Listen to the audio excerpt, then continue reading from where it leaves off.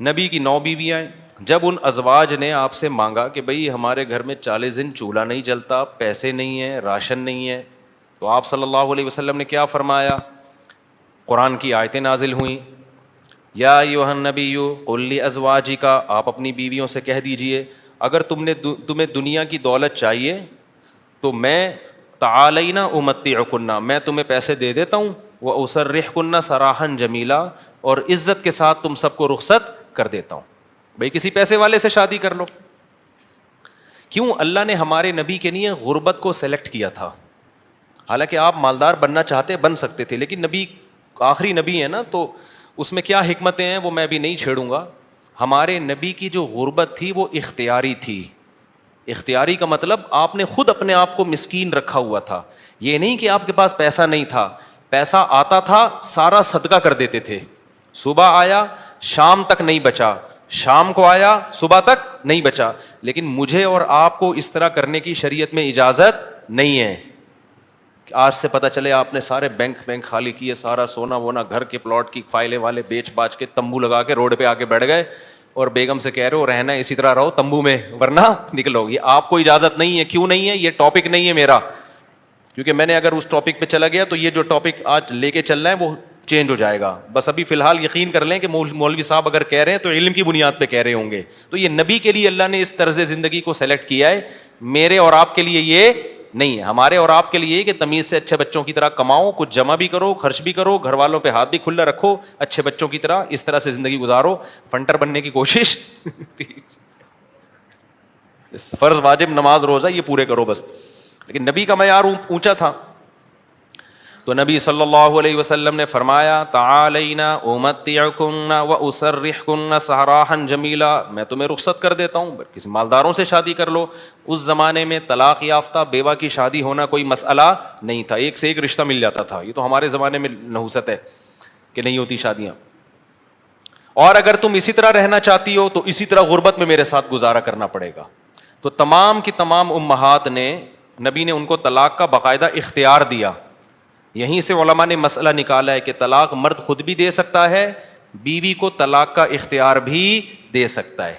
اگر مرد اپنی بیوی سے کہہ دے کہ میں نے تجھے طلاق کا اختیار دیا تو یہ اختیار عورت کے پاس بھی آ جاتا ہے, پھر وہ اپنے اوپر طلاق واقع کر سکتی ہے. اس سے بھی پتہ چلتا ہے کہ عدالتی خلا جو آج کل چل رہا ہے اس میں اسلام میں اس کی کوئی حیثیت نہیں ہے, کیونکہ مرد جب بیوی کو رائٹ دے گا تو ہوگا, کورٹ کے دینے سے نہیں ہوتا. جج صرف اپنی بیوی کو طلاق دے سکتا ہے, دوسروں کی بیویوں کو جج طلاق نہیں دے سکتا. یہ بار بار بیان کرتا رہا ہوں میں, کیونکہ دنیا کا نظام چینج ہو رہا ہے, ہر جگہ ایسا ہی ہو رہا ہے. یہ جو آج کل سسٹم چینج ہو گیا نا, تو اب کیا ہے, اللہ یہ کہ چند صورتوں میں جج بھی دے سکتا ہے, وہ الگ ٹاپک ہے. تو نبی صلی اللہ علیہ وسلم نے طلاق کا باقاعدہ اختیار دے دیا. یہ نہیں کہا کہ تم چاہتی ہو تو میں تمہیں طلاق دے دیتا ہوں, نہ, باقاعدہ رائٹ دے دیا کہ اپنے اوپر واقع کر لو. حضرت عائشہ رضی اللہ تعالی عنہا کا جب نمبر آیا, اچھا عورت اگر اسی مجلس میں وہ اختیار واپس کر دے تو ختم ہو گیا اختیار. مرد نے جس مجلس میں اختیار دیا نا اس مجلس کے ساتھ رہتا ہے, ہمیشہ کے لیے دے دیا تو ہمیشہ کے لیے, مجلس کے ساتھ دے دیا تو جب تک اس مجلس میں ہے طلاق واقع کر سکتی ہے, جب مجلس ختم ہو گئی تو طلاق کا آپشن بھی ختم. تو نبی نے حضرت عائشہ کو سے بھی فرمایا کہ تمہیں بھی میں اختیار دیتا ہوں, لیکن آپ نے فرمایا جلد بازی نہ کرنا. کیا مطلب؟ جلدی میں یہ نہیں کہہ دینا کہ بھائی مجھے نبی قبول ہیں, ایسا نہ ہو. کم عمر تھی نا حضرت عائشہ, ایسا نہ ہو جلد بازی میں فیصلہ کرو پھر دوبارہ کل فاقے پڑیں, پھر بولو بھائی کہ یہ میں نے فیصلہ کیا تھا, غلط کر دیا تھا. اس لیے آپ نے فرمایا اپنے گھر میں پہلے مشورہ کر لو. حضرت عائشہ سے فرمایا اپنے گھر میں جا کے مشورہ کر لو, مشورے کے بعد سوچ سمجھ کے ایک رائے قائم کرو کہ اسی فقر و فاقہ میں 40 دن چولہا نہیں جلے گا, اسی میں گزارا کرنا ہے یا مجھ سے طلاق لے کے کہیں اور شادی کرنی ہے. جلدی میں فیصلہ نہ کرو. حضرت عائشہ کو اتنا غصہ آیا نا نبی کے اس بات پر, فرمایا افی کا اشاور, آپ کے بارے میں مشورہ کروں گی میں, یعنی پیغمبر کے بارے میں اپنے ابا اماں سے جا کے مشورہ کروں گی کہ رہنا کہ نہیں رہنا. مطلب کوئی مشورہ نہیں کرنا, رہنا ہے.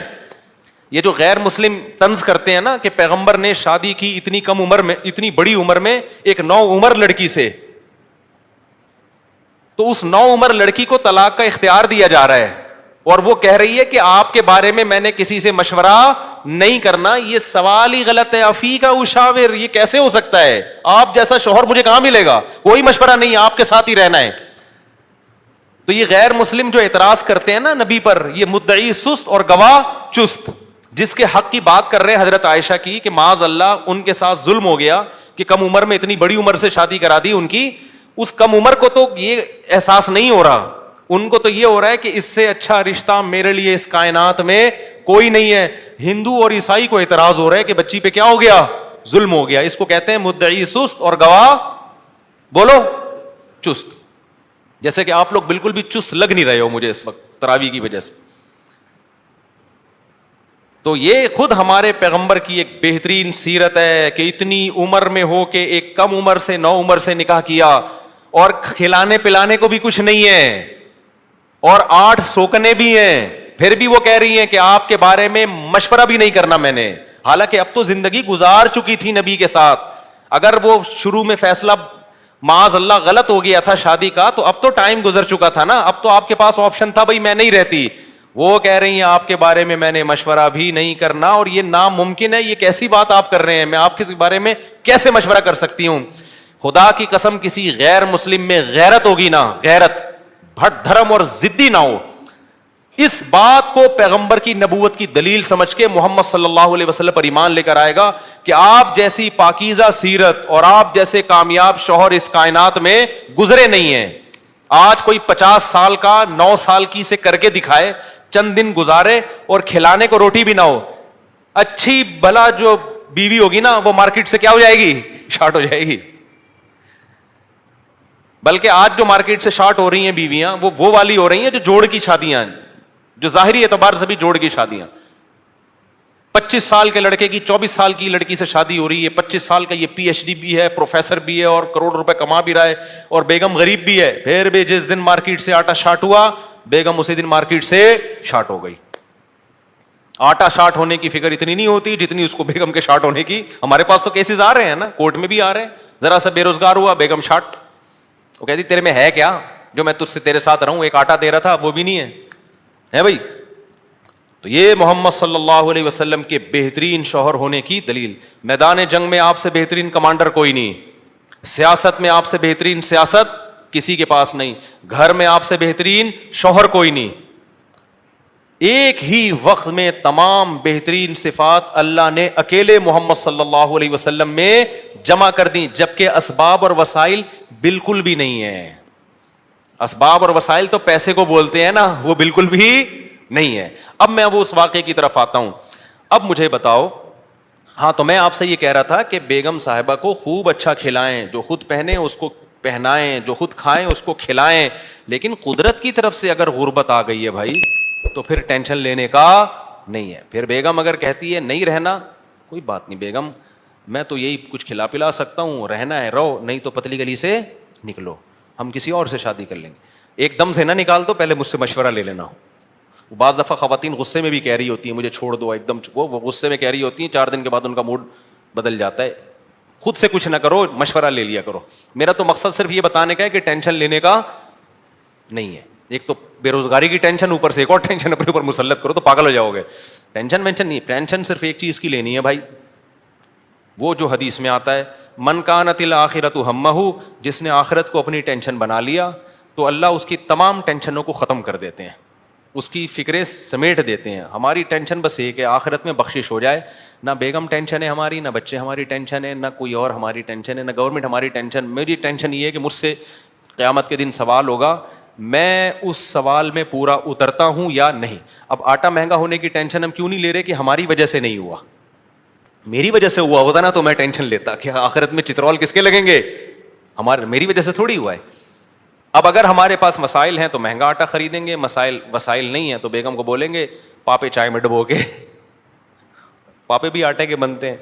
آہستہ آہستہ, اللہ نہ کرے ہمیں وہ حالات نہ آئے, ابھی تو اللہ کھلا پلا رہا ہے, لیکن اگر اللہ نہ کرے خدا نہ خواستہ ایسے حالات آئیں تو بھائی وہی گزارا کرو, 2-3 کھجوریں کھا لیا کرو صبح شام. مرتا نہیں ہے بھوک سے اتنی جلدی انسان, اور جب آپ بھوکے رہو گے نا ایک دم کولیسٹرول کم ہوگا, جوان ہو جاؤ گے. میں آپ کو بتاؤں, ابھی تو ڈاکٹر کہہ رہے ہیں کہ بھوکا رہنے سے بہتر کوئی جوان ہونے کا نسخہ نہیں ہے, تو ڈاکٹر بھی اس طرف آ گئے ہیں, اگرچہ کھا دبا کے رہے ہیں وہ بھی. مشورے اس طرح کے دے رہے ہیں. تو خیر اب دیکھو حضرت ابو سعید خدری رضی اللہ تعالی عنہ نبی کے پاس آئے, سارا گھر لٹا دیا. ایسے موقع پہ جب کوئی آئے گا تو اس کو کیا مشورہ دیا جائے گا؟ بھائی سب سے زیادہ ان کو راشن دیا جائے, تسلیاں دی جائے. لیکن نبی کے سامنے آئے, ہاتھ پھیلایا, یا رسول اللہ میری ماں نے بھیجا ہے, باپ بھی شہید اور بھائی بھی شہید, اور احد میں آپ کی خاطر شہید ہوئے ہیں, آپ نے کہا تھا لڑائی کے لیے جاؤ. نبی نے فرمایا من یستعفف یعفہ اللہ, یاد رکھو جب تک آخرت میں ایمان نہیں ہے نا, غیرت کے علاوہ سب کچھ آئے گا آپ کے اندر. میں نے بڑے بڑے لالچی لوگ دیکھے, داڑیاں ٹوپیوں والے, ایسے نور ان کے چہروں پہ برس رہے ہوتے ہیں نا, آدمی کہتا ہے پتہ نہیں کہاں سے نور کی کریمیں لگائی ہیں اس نے. ایسے مکار لچڑ ہوتے ہیں نا کہ آپ کی سوچ ہے مذہب کا منجن بیچتے ہیں. میں نام لے کے بتا سکتا ہوں کون کون یہ کام کر رہا ہے, لیکن فتنہ کھڑا ہو جائے گا. نام لے کے بتا سکتا ہوں کون داڑھی ٹوپی کا منجن بیچ رہا ہے. ایسا نیک لگے گا جیسے اس سے بات ایسی کرے گا وہ اللہ رسول کے علاوہ کوئی بات ہی نہیں. مجھے ڈر لگتا ہے غصے میں کہیں میرے منہ سے نام نہ نکل جائے ان لوگوں کا, لیکن ایک بڑا فتنہ کھڑا ہو جائے گا, اس لیے نام نہیں لے رہا میں. اور یہ مذہبی لوگوں میں منجن بہت ہے, کیونکہ مذہب کے نام پہ نا منجن بکتا بڑی جلدی ہے. لوگ یقین کر لیتے ہیں حضرت جی اتنے نیک, ماشاءاللہ بغلیں بھی صاف حضرت کی اور اتنے خوبصورت. تو یاد رکھو فراڈی آدمی کے لیے داڑھی رکھنا اور پگڑی پہننا کوئی مشکل کام نہیں ہے. فراڈی یہ کام کر بھائی داڑھی ٹوپی داڑھی رکھنا ضروری ہے, لیکن یہ بھی تو ہو سکتا ہے چور نے داڑھی رکھی ہو لوگوں کو الو بنانے کے لیے. مدرسے والے کبھی چور نہیں ہوتے, چور لوگ مدرسہ کھول لیتے ہیں کہ پیسہ آئے گا. بڑے بڑے ٹرسٹ چل رہے ہیں جو بڑے بڑے فراڈی ہیں, سارے ٹرسٹ فراڈی نہیں ہیں لیکن فراڈی ٹرسٹ بھی ہیں بہت سارے. مجھے خود ایک وکیل نے بتایا کہ جب کسی آدمی کو کروڑ پتی بننا ہوتا ہے نا اور گاڑیاں منگوانی ہوتی ہیں کسٹم پے کیے بغیر, تو وہ ٹرسٹ کھول لیتا ہے. اس نے مجھے بتایا کتنے لوگوں نے ٹرسٹ کھولے ہوئے ہیں پاکستان میں, دبا کے نوٹ چھاپ رہے ہیں. تو یہ دھندے پاکستان میں سب سے زیادہ ہوتے ہیں, دنیا میں اتنے زیادہ بولو نہیں ہوتے. لیکن ہماری قوم اندھی ہے خدا کی قسم, غصہ آ رہا ہے مجھے. اور رمضان میں تو طبیعت سے چورن بکتا ہے, اٹھا کے پھینک رہے ہیں پیسے, یہ لے یہ لے یہ لے. ابے دیکھ نہیں رہے یار یہ کیا کر رہا ہے, یہ اتنا اندھا اعتماد تمہیں اللہ نے ایک پیسے کی نعمت دی, اس کو برباد تو نہ کرو نا تم. ایک اور کام رمضان میں ذہن میں رکھو, موضوع سے ہٹ رہا ہوں فوراً آ رہا ہوں پھر اس طرف. ایک اور کام, کیونکہ رمضان میں منجن زیادہ بکتا ہے. دیکھو دینی مدرسوں کا جتنا میں قائل ہوں نا آپ نہیں قائل. میں اگر یہاں بیٹھا ہوں تو مدرسوں کی وجہ سے بیٹھا ہوں, اللہ مجھ سے جو ٹوٹا پھوٹا دین کا کام لے رہا ہے. لیکن مدرسے میں چندہ دینے سے پہلے سوچو یہ قابل اعتماد مدرسہ ہے یا نہیں ہے. بہت دفعہ ایسا ہوتا ہے کہ آپ کو میں پیسہ کمانے کا طریقہ بتا رہا ہوں, غلط طریقہ. آپ اگر بے روزگار ہیں نا, پاکستان میں بے روزگاری ایک بہت بڑا مسئلہ ہے, لیکن یہ مسئلہ میں آپ کا 2 منٹ میں کیا کر رہا ہوں ختم کر. جہنم میں تو جاؤ گے لیکن مسئلہ بے روزگاری کا ختم ہو جائے گا. آپ نے کیا کرنا ہے, آپ نے ایک زمین خریدیں وہ بھی چندے کے پیسوں سے, ٹھیک ہے نا, کہ بتائیں میں ایک مدرسہ کھولنا چاہتا ہوں. اس سے پہلے آپ کو داڑھی رکھیں, آپ داڑھی, کیونکہ لوگ پھر اس پہ زیادہ اعتماد ہے, اور پگڑی باندھیں. مولانا طارق جمیل صاحب کے ساتھ 6 سیلفیاں, مفتی طارق مسعود صاحب کے ساتھ 7 سیلفیاں. مفتی صاحب کے پاؤں دبائیں, میرے پاؤں دبائیں, سر میں مالش کر کے چپکے سے ویڈیو بنائیں کہ دیکھو میں مفتی صاحب کی خدمت کر رہا ہوں, میں گلے مل رہا ہوں, ویڈیو بنائیں. مولانا طارق جمیل صاحب کو ہدیہ دیتے ہوئے ویڈیو بنائیں, ٹھیک ہے.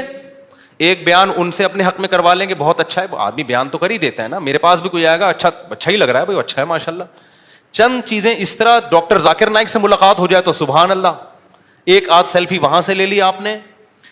اور پھر آپ نے کیا کیا ہے, 1-2 دفعہ غریب کو گلے ملتے ہوئے رو لیں, پیاز کاٹ کے جائیں, آنسو پہلے نکلیں گے, ایک دم رو کے ایک تصویر بنا لیں, غریب کو مل کے رو رہے ہیں.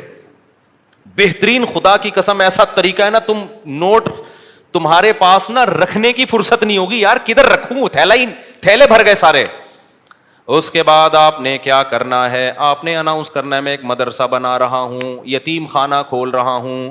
آپ نے 4 دیواری کھڑی کی, اس میں 4-6 یتیم بچے, آپ جائیں وہاں سے کچھ بچے ادھار لیں. ادھار کا مطلب کوئی اپنے بچے دیتا تھوڑی ہے, ان کو بولیں کہ ہم کچھ دن ان کو کھلائیں گے پلائیں گے, تو مائیں دے دیتی ہیں, چلو یار کچھ دن کیا, قرآن بھی پڑھائیں گے, تو قرآن پڑھ رہے اس بہانے. یہ آپ کو پتہ ہے, اللہ کو پتہ ہے, وہ 4-6 یتیم بچے جو شکل سے بھی یتیم لگ رہے ہوں, اور اگر یتیم نہ بھی ہوں تو وہ بچے جو لگ رہے ہوں یتیم شکل سے, بعض یتیم ہوتے نہیں ہیں, لگتے ہیں یتیم, اللہ کی طرف سے ڈیزائننگ کچھ اس طرح کی ہوتی ہے, ٹھیک ہے, وہ لگ کیا رہے ہوتے ہیں, یتیم لگ رہے ہوتے ہیں. رمضان میں بہترین بزنس, تو آپ نے وہ 4 دیواری میں 8, 10, 15, 20 جتنے ہو سکے ایک بھی لے آؤ گے نا تو دھندا تو چلنا شروع ہو جائے گا. وہ یتیم بچے لا کے ڈال دیے, پھر اس کے بعد آپ اپنی 2-4 نمازوں کی تصویریں دعا مانگتے ہوئے, ٹھیک ہے نا, اور پھر آج کل خلافتیں بھی مل جاتی ہیں, ایک آدھ بزرگ کے تھوڑا سا کچھ آپ جو 2 نمبر قسم کے بزرگ ہوتے ہیں ہدیے ودیے دیے اور تھوڑا سا خلافت لے لی وہاں سے. اس کے بعد پھر میرے بھائی اب جو آپ کے پاس پیسہ آئے گا نا, آپ آگے آگے اور پیسہ آپ کے پیچھے پیچھے. لوگ کہیں گے یار یہ میری طرف سے بکرا, 10-10, 20-20 لوگ بکرے لا رہے ہوں گے, 9 بکرے آپ کے گھر میں, 1 بکرا کاٹ کے بچوں کو کھلا دو. لوگ سمجھ رہے ہوں گے دیکھو بکرا کھلا رہا ہے نا, یہ لوگ یہ تھوڑی دے رہے ہوں گے کم بخت کھلا کتنا رہا ہے, اور 9 تو گھر میں پہنچائے ہیں اس نے, اور وہ قصائیوں سے ان کے رابطے ہیں, وہ بک رہے ہیں مارکیٹ میں. گاڑیاں بڑی بڑی لینڈ کروزر جیسی گاڑیاں, بھائی کس کی, مدرسے کی گاڑی ہے بھائی, تیرا ابا تو سائیکل بھی نہیں چلاتا تھا, تیرے پاس اتنی بڑی گاڑی کہاں سے آ گئی, تو کون ہوتا ہے مجھ سے پوچھنے والا, وہ یہ جواب دے گا آگے. ایسی لگژری لائف ہوگی نا, ان 6 یتیم بچوں کو ادھار لیا تھا واپس کر کے, اب سچی مچی کا یتیم آنا شروع ہو جائیں گے. جب پتا چلے گا نا یہ لوگ کھانے میں بکرے کھلاتے ہیں, تو پھر تو جو یتیم نہیں بھی ہیں, ابا کہے گا یار اس کو یتیم ہی فرض کر کے میرے بچے کو بھی یہاں داخل کر لے, بلکہ میرے ابا بھی مر گئے تھے, میں بھی یتیم ہی ہوں. ایسا نوٹ چھاپنے کی مشین بنو گے, بنے ہوئے ہیں لوگ, بنے ہوئے ہیں, بڑے بڑے مدرسوں کے نام پہ فراڈ ہو رہا ہے. میں نہیں کہہ رہا مدرسے فراڈی ہوتے ہیں, فراڈی لوگ بھی مدرسہ بناتے ہیں. اب آپ نے یہ نہیں کرنا کہ مدرسوں کو دینا بند کر دیں, اس سے تو اچھے مدرسے بھی بند ہو جائیں گے. آپ نے تحقیق کرنی ہے کون واقعی دیندار لوگ ہیں, امانت دار لوگ ہیں, کام کر رہے ہیں, اور کون ایسے ہیں جو داڑھی اور پگڑی کے نام پہ منجن بیچ رہے ہیں. یہ آپ نے کرنا ہے, نہیں تو قیامت کے دن الٹے لٹکے ہوئے ہوگے. بہترین بزنس ہے یہاں پہ یہ. اچھا خیر ہم آگے چلتے ہیں میرے بھائی. تو اب کیا تھا کہ حضرت ابو سعید خدری رضی اللہ تعالیٰ عنہ کو نبی نے کیا فرمایا, میں یہ عرض کر رہا تھا کہ آخرت ہوگی نا تو غیرت ہوتی ہے. یہ بہت بڑی اللہ کی نعمت ہے کہ آپ کا ہاتھ اللہ کے سوا کسی کے سامنے نہ اٹھے. اللہ سے مانگا کرو, یہ اسباب بھی اختیار کرو پیسہ کمانے کے, کیونکہ جو اسباب اختیار نہیں کرتا اللہ اس کی مدد نہیں کرتا. اگر گھر میں پڑے ہوئے ہو, محنت نہیں کر رہے اور کہہ رہے ہو کہ بس اللہ ہی دے گا, تو پھر اللہ آپ کو بھکاری بنائے گا, یہ یاد رکھنا. آپ نے کیا کرنا ہے, اپنی پوری کوشش کرنی ہے پیسہ کمانے کی, دماغ لگانا ہے. کیوں, رزق حلال عین عبادت ہے. الکاسب حبیب اللہ, محنت کر کے کھانے والا وہ اللہ کا دوست ہے. تو اب کیا ہے, ہمارے نبی نے حضرت ابو سعید خدری سے فرمایا کہ من یستعفف یعفہ اللہ. کیا مطلب, جو اپنے آپ کو رسوا ہونے سے بچانا چاہتا ہے, عفت کا مطلب رسوا ہونے سے بچانا, دامن داغدار نہ ہو, ذلیل ہونے سے بچانا چاہتا ہے. اس سے پتہ چلا مانگنا کیا ہے, بول لو نا, ذلت ہے. ہاتھ پھیلانا کیا ہے, ذلت. تو جو چاہتا ہے کہ میں ذلیل نہ ہوں, ہمیں تو پتہ ہی نہیں کہ یہ ذلت ہے. ہم تو سمجھتے ہیں میں اتنا چونا لگاتا ہوں بندے سے 2 منٹ میں اتنے پیسے نکلوا لیتا ہوں, یہ میرا کمال ہے. ایک چور کو پکڑا نا, کورٹ میں لے کر گئے, عدالت نے کہا یار تم نے اتنی خوبصورتی سے چوری کی, کسی کو پتہ ہی نہیں چلا. چور کہتا ہے شکریہ سر, آپ نے میری اتنی تعریف کی, اتنا زبردست چور ہوں میں. جج نے کہا کم بخت میں تیری تعریف نہیں کر رہا, تیری برائی کر رہا ہوں. تو نبی نے فرمایا من یستعفف یعفہ اللہ, جو اپنے آپ کو رسوا ہونے سے بچانا چاہتا ہے اللہ اسے رسوائی سے بچاتا ہے. اب سوال پیدا ہوتا ہے کہ رسوائی سے تو بچ جائیں گے, لیکن ٹینشن تو ہے نا, فاقے تو پڑ رہے ہیں, مصیبت تو ہے. اگلا جملہ نبی نے فرمایا وَمَن يَتَصَبَّرْ, جو اللہ سے صبر مانگتا ہے, يُصَبِّرْهُ اللہ, اللہ اسے صابر بھی بنا دیتا ہے. اس ٹینشن میں اللہ سے مانگو صبر, تو اللہ کیا کرے گا, صبر دے دے گا. جیسے موسیٰ علیہ السلام کی ماں نے جب حضرت موسیٰ کو صندوق میں رکھا نا بچے کو, تو فرعون نے پکڑ لیا اس بچے کو. اب قرآن کہہ رہا ہے موسیٰ کی ماں دل برداشتہ ہو گئی, میرا بچہ کس کی گود میں چلا گیا ہے, فرعون کی. ماں تو ایک دم ہو جائے گی نا. اگر جا کے بتا دیتی کہ میرا بچہ ہے, فرعون نے فوراً قتل کر دینا تھا اس کو. لیکن عورت جذباتی ہوتی ہے, وہ انجام نہیں دیکھتی, وہ جذبات سے مغلوب ہوتی ہے. لیکن قرآن کہتا ہے وَرَبَطْنَا عَلَىٰ قَلْبِهَا, ہم نے موسیٰ کی ماں کے دل کو باندھ دیا. کیا بلاغت ہے قرآن کی. موسیٰ کی ماں کے دل کو کیا کر دیا؟ رسیوں سے باندھ دیا, جیسے ہلے نہیں اپنی جگہ سے, دل برداشتہ نہ ہو. یہ قرآن کی بلاغت ہے, یعنی صبر کی توفیق دی. اس صبر کی توفیق کو بیان کرنے کے لیے قرآن کیا کہتا ہے؟ موسیٰ کی ماں کو کے دل کو ہم نے رسی سے کیا کر دیا؟ ایسے کس کے باندھ دیا, ہلے نہیں بھائی. جیسے کسی بندہ ہل رہا ہو نا, آپ اسے رسی سے کس کے بالکل بند کر دو, اب وہ گیا, یعنی وہ ہلنا بھی چاہے تو نہیں ہلے. تو اس سے پتہ چلتا ہے کہ بعض دفعہ انسان بے صبرا ہو رہا ہوتا ہے, لیکن اللہ کی طرف سے اس کو ایسی توفیق ملتی ہے کہ اللہ اس کے دل کو رسیوں سے باندھ دیتے ہیں. ہلنا نہیں, چپ کر کے تمیز سے بیٹھا رہے, مجھ پر اعتماد اور توکل کر. اسی لیے قرآن میں نبی کو اللہ نے فرمایا وما صبرک الا باللہ, اے نبی آپ صبر کریں, لیکن آپ کا صبر اللہ کی توفیق کے بغیر نہیں ہوگا. یہ صبر بھی آپ نے اللہ سے مانگنا ہے. تو نبی نے فرمایا جو صبر کرنا چاہتا ہے اللہ اس کو صبر کی توفیق دیتا ہے. آج ڈپریشن اس لیے بڑھ رہی ہے کہ صبر کرنا چاہتے ہی نہیں ہے. جو ٹینشن آئی, جو مصیبت آئی, بس نکال دو فوراً جا کے. جو پہلے آ گیا نا وہ پٹتا ہے. آپ جب غصے میں بیٹھے ہو تو جو شروع میں آ گیا نا وہ اس کا کیا ہو گیا؟ بیڑا غرق ہو گیا. اس کے بعد حدیث دیکھو, حضرت ابو سعید خدری واپس چلے گئے. کیوں؟ نہ ماں نے کوئی اعتراض کیا, نہ 10 سال کے بچے نے کوئی اعتراض کیا. کیوں؟ لیڈر کو دیکھ رہے تھے کہ لیڈر ہم سے زیادہ قربانی دے رہے, اور آپ کی صداقت پہ یقین تھا. حدیث میں آتا ہے کہ حضرت ابو سعید خدری نے زندگی بھر کسی سے نہیں مانگا, یہاں تک کہ اپنا کوڑا بھی گرتا تھا نا اونٹ سے تو نیچے اتر کے اٹھاتے تھے, وہ کوڑا بھی نہیں مانگتے تھے کسی سے. حالانکہ یہ تو ٹھیک ہے کوئی کوڑا دے دو مجھے میرا کوڑا, لیکن نہ بٹ نہیں تو مطلب نہیں, اب سب کچھ خود کرنا ہے, اب نہیں مانگنا کسی سے کوڑا. وجہ کیا ہے؟ لیڈر کی طرف سے موٹیویشن مل رہی ہے, کیونکہ پتا ہے لیڈر یہ بات بتانے کے پیسے بولو نا نہیں لے رہا, اور دیکھ رہے ہیں کہ ہمارے گھر میں فاقہ ہے تو لیڈر کے گھر میں اس سے زیادہ فاقہ ہے, اس سے زیادہ فاقہ ہے. تو اس لیے آپ اگر گھر میں سربراہ ہیں نا, بچوں کو انسان کا بچہ بنانا چاہتے ہیں تو پہلے خود انسان کا بچہ بننا پڑے گا. یہ میں اصل میں ایکچولی میں یہ کہنا چاہ رہا تھا, جس کے لیے پورا میں نے واقعہ سنا ہے. اصل آپ کون سا میدان جنگ میں جا رہے ہو, جہاد میں جا رہے ہو, ماں باپ اور بھائیوں کو کٹوا رہے ہو آپ. تو ایکچولی جو میں بات عرض کرنا چاہ رہا تھا کہ اگر آپ چاہتے ہو کہ آپ کی بیوی انسان کی بچی بن کے رہے تو آپ کو پہلے انسان کا بچہ بننا پڑے گا. آپ چاہتے ہو کہ میرے گھر میں اخلاق کا ماحول ہو, تمیز سے بات کیا کریں, تو پہلے آپ کو تمیز سے بات کرنی پڑے گی. آپ بیگم سے کہہ رہے ہو تمیز سے بات کرو, اس کا مطلب آپ خود ہی تمیز سے بات نہیں کر رہے. وہ تو آپ کا ایٹیٹیوڈ دیکھ رہی ہے نا. باپ گھر میں آ رہا ہے چنگیز خان بن کے چیخ رہا ہے, یہ کیا ہو رہا ہے, پھر وہ کہہ رہے سب آرام سے بات کریں, تو کہیں گے نا ابا آپ تو آرام سے کر نہیں رہے. ایک صاحب کو غصے پہ بہت غصہ آتا تھا. ایک صاحب ہمارے جاننے والے تھے, جب کوئی غصہ کرتا ان کو بہت غصہ آتا, غصہ کیوں کر رہا ہے, اسی بات پہ ان کو غصہ آتا تھا. ہم کہتے تھے اس کو جتنا غصہ آ رہا ہے نا کسی بات پہ, اور آپ کو اس غصے پہ اس سے زیادہ غصہ آ رہا ہے, تو اس کو غصہ کیسے ٹھیک ہوگا؟ اب آپ کسی کو یہ سمجھا رہے ہو کہ غصہ مت کرو, تو یہ بات آپ کو آرام سے کہنے پڑے گی, غصے سے نہیں. کیونکہ اگر آپ نے غصے سے کہہ دی, اس کا مطلب وہ جو کام وہ کر رہے ہیں آپ بھی وہی کر رہے ہو. تو مارکیٹ میں جو چل رہا ہے نا وہ بتا رہا ہوں میں آپ کو. تو اس لیے میرے بھائی, جب بھی کوئی بات ہم نے اپنے بڑوں کو دیکھا ہے کہ ہمیں اگر سخاوت کی ترغیب دی نا انہوں نے کہ خرچ کیا کرو, تو میں نے اپنے بڑوں کو دیکھا انہوں نے ہم سے 20 گنا زیادہ خرچ کیا. 20 گنا تو وہ ہے جو ہمیں نظر آ رہا ہے, جو نظر نہیں آ رہا وہ پتہ نہیں کتنا ہوگا. ہم نے دیکھا کہ انہوں نے ہمیں کہا کہ عبادت کیا کرو, تو ہم نے دیکھا کہ وہ ہم سے کئی گنا زیادہ عبادت کر رہے ہیں. انہوں نے دیکھا اللہ پہ اعتماد اور توکل کیا کرو, انہیں ہمیں کہا تو ہم نے دیکھا کہ وہ ہم سے زیادہ اللہ پہ اعتماد اور توکل کر رہے ہیں. انہوں نے بولا کہ ہم نے مدرسے میں کوئی انتظام کرنا ہے, چندہ جمع کرو, تو خود اپنی جیب سے سب سے زیادہ چندہ دیا.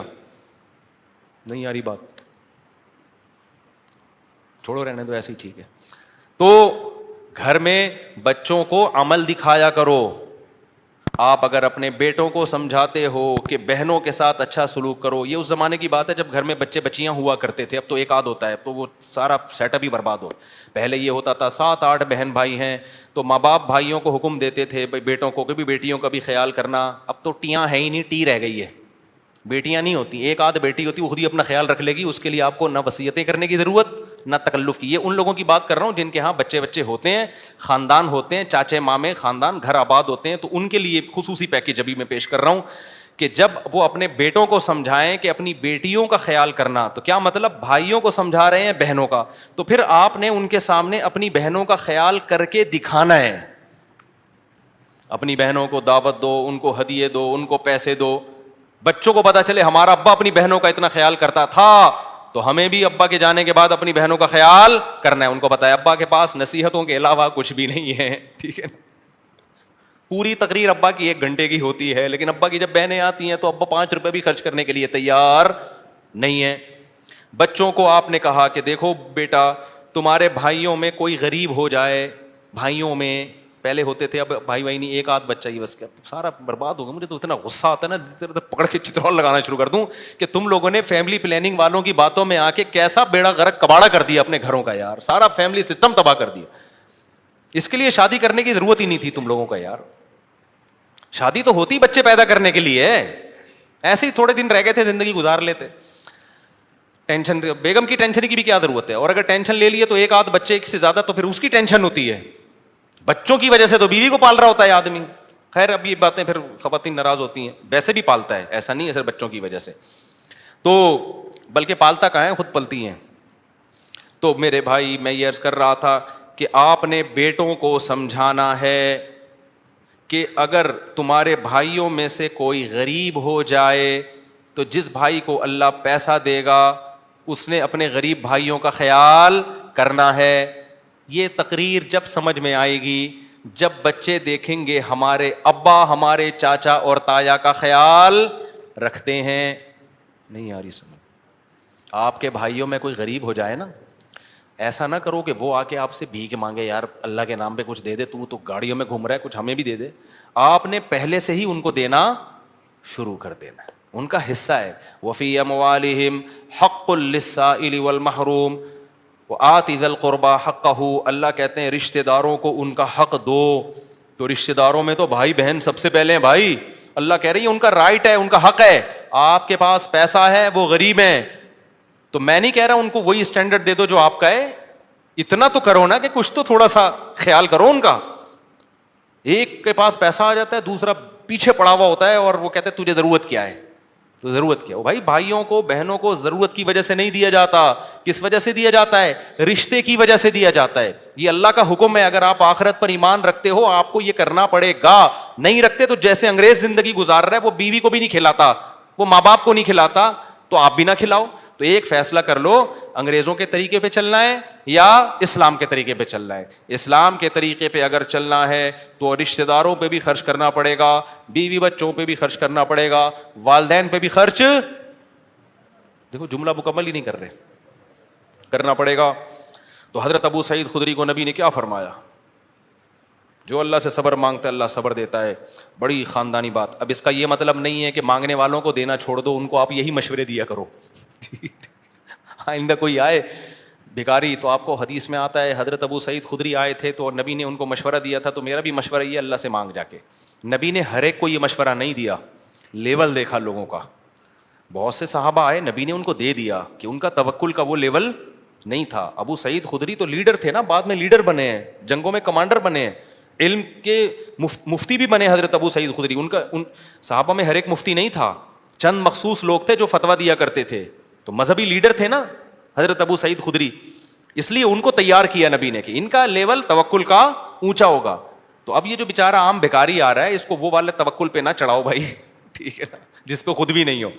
ہاں بھکاریوں کو دینا چاہیے نہیں دینا چاہیے اس میں بہت سوچ سمجھ کے. بھکاریوں میں پروفیشنل لوگ بہت زیادہ ہیں. پورے نا سعودی عرب میں بھکاری لوگ کنٹینر بھر کے لا رہے ہوتے ہیں. ایک ہمارے میں پہلے جہاں رہا کرتا تھا نا وہاں ایک جاننے والا بندہ تھا، اس کے بارے میں پتہ چلا کہ سعودی عرب میں وہ حج کرنے گیا اور بھیک جمع کر کر کے پورا کنٹینر بک کرایا, اس کا پورا مال اترا ہے کنٹینر یہاں پہ, وہ سارا بھیک کا کنٹینر تھا.